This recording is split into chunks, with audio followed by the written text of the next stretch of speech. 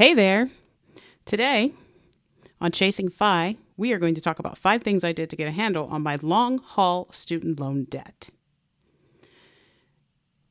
I know that student loan debt is something that a lot of people believe will be excused, forgiven, whatever you want to call it. But in reality, student loans are big business. And it's unlikely your account is going to be wiped clean unless you're able to participate in one of the student loan forgiveness programs. Broad student loan forgiveness probably isn't going to happen. At least in my opinion, I don't think it will.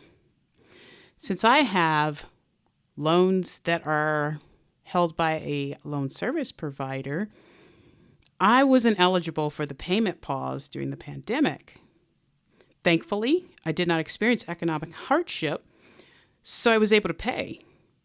But it's just another one of those times when the things the federal government says about federal student loans doesn't apply to my federal student loans. After a long list of things that I've tried to take advantage of, but was not able to use, such as Public Service Loan Forgiveness Program, the Teacher Loan Forgiveness Plan, and the income-based repayment plans, I don't pay much attention to what the federal government is doing with student loans. Instead, I'm just focused on getting rid of the debt the old-fashioned way, by paying it. Nothing works for everyone. I'm aware of that. But there are certain changes I made that put me on a different trajectory, and I think that they could help others. I no longer want the income-based repayment plan because, honestly, I don't trust the idea of loan forgiveness. I think that basically the income-based repayment plan for most people will be just a bill that they get every month and a growing balance of their student loan debt. Now, of course, people will say, well, but you get to pay the reduced amount. But if you look at how much you're going to pay over your lifetime, it's not worth it to me. Not to mention, I don't like having debt just hanging over my head. To be honest, I never really was shooting for loan forgiveness. I always intended to pay my debt. I just didn't realize at the time when I was in school that debt would double. But there's nothing I can do about that now. So after paying off $17,000 on my loans this year and over $74,000 total, I'm confident that this debt will be going away soon. Here are a few things that I did to get a handle on my student loan debt.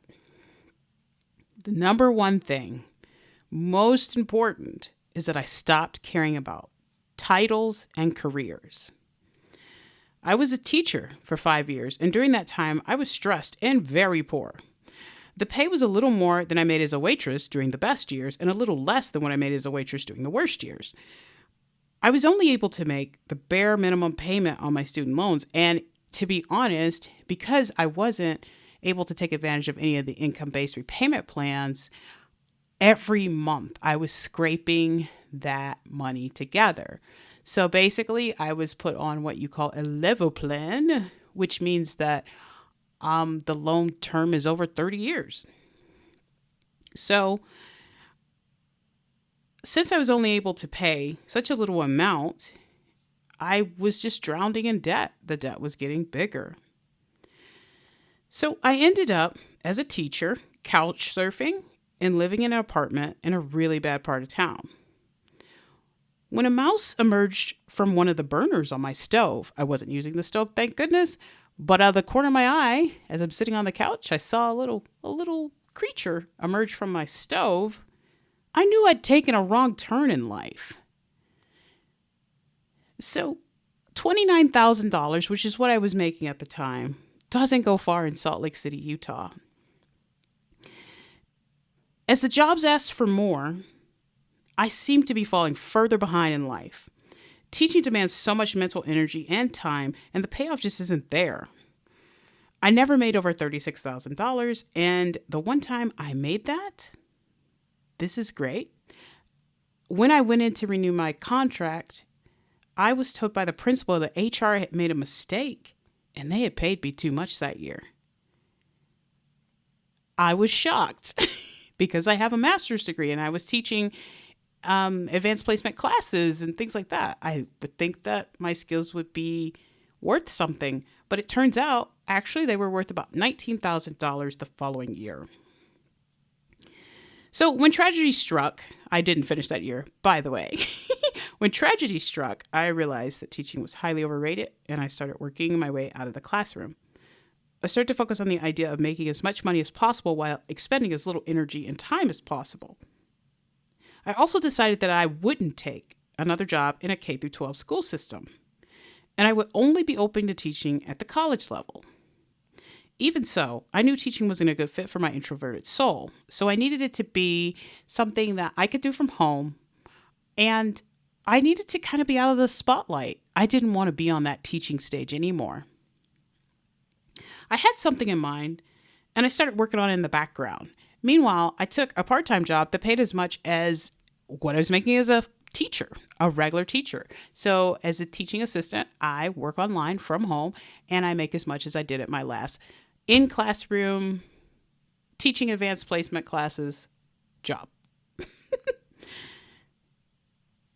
So basically, if you don't have anything in mind when it comes to something maybe unconventional, maybe you don't want to work from home, whatever, it doesn't matter. You can choose from a number of different side hustles, or you can start your own business. A food delivery company, a job waiting tables, making YouTube videos on a niche subject you know a lot about, or helping people move. I mean, you can really do just about anything. There's so many ways to make extra cash out there. So don't limit your choices.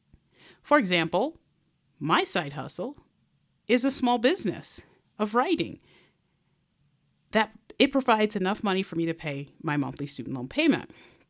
Of course, I always pay extra, but the fact that it can cover that is awesome, because then I can take the money from my day job and use it for other things. In time, this small business will take the place of the side hustles, but until then, I'm working low pressure jobs and trying to make as much money as I can from them instead of taking on a low paying career like teaching and being so stressed out that it's hard to manage the side hustles. The reason this method works well is because all the money you earn with the side hustle can be directed to your loans. Yes, you will have to pay taxes on the side hustle money, obviously. So check with an accountant and do your research before you take on a side hustle so you know how your money will be taxed. The second thing I did was I cut my food budget. My husband and I were spending a fortune on food. We'd run to the market and pick up items for meals, even though our freezers were packed. And that's freezers with an S because we have two.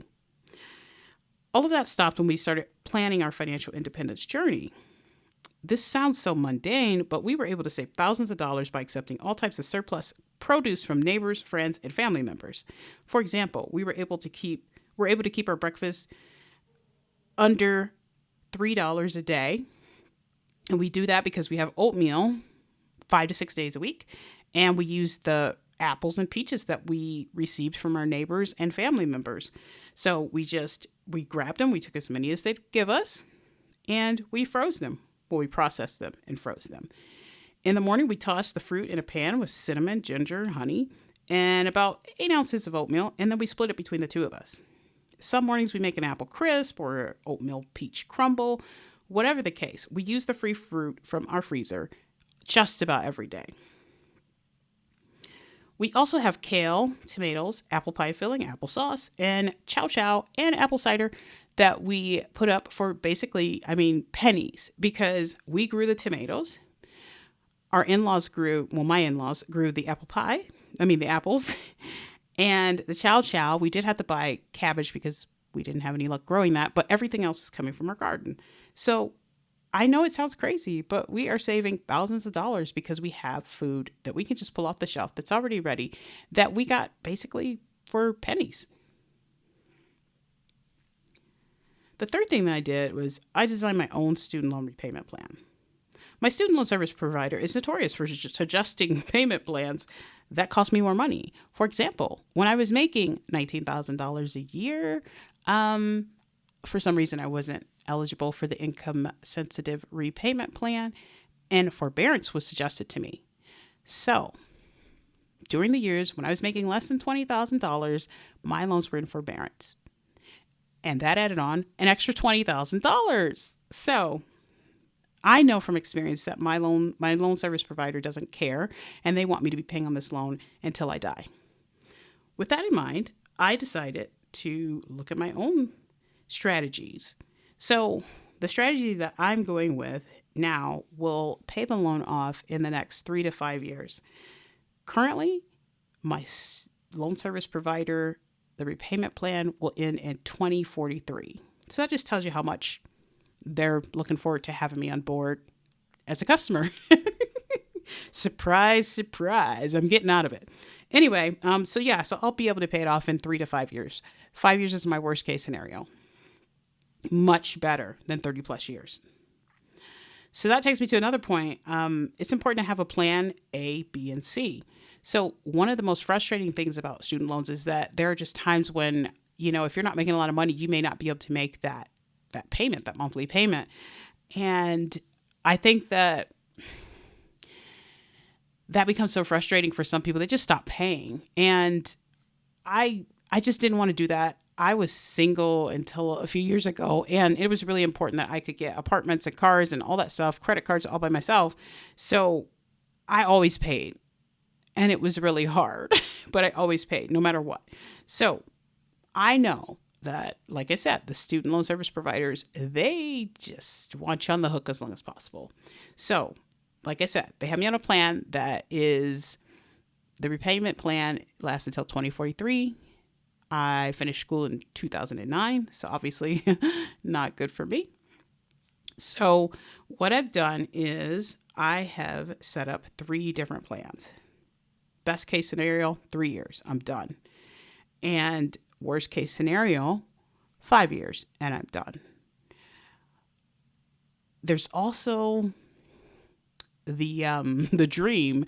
The dream is that my business takes off and I get to make one lump sum payment and pay these loans off in the next year or two. But either way, no matter which route it goes, I can see the light at the end of the tunnel. And this is so important when you have a large debt, especially one that you feel like maybe should be as large as it is because of the forbearances and things like that. So make up several different plans so that you set yourself up for success no matter what. So the root of my plan, and the reason that I'm thinking 3 years is going to be the end of these loans in the next 3 years, is I have started making biweekly payments, but with a twist. So my plan is to make 2 large payments each month, but I also make 2 smaller payments the day before the larger payments hit my account. So for example, if I'm paying large payments on the 10th and the 25th, then I'm making smaller payments on the 9th and the 24th. The smaller payments will cover all of the interest that has accumulated throughout the time from the last payment. Once I do that, the next day, the large payment hits. And then that large payment just goes to principal. So if I can do that every single month, then that will be my 3-year payoff. If I can't do it, like I said, if I can only make 1 payment a month, I still will be able to pay this off in 5 years. So 3 years is like, the stretch goal. But I highly recommend figuring out what you can do to get yourself out of student loan debt, because to be honest, the student loan service providers, they really want you there forever. They love it. And I know that some people think that income sensitive repayment plan is a great way to go. I just don't trust it. So, and I can't be on it for whatever reason, no matter what I was making. So even when I was a teacher, I wasn't eligible for whatever reason. So with that in mind, I just want to get rid of it. I also don't want a debt that I'm paying forever.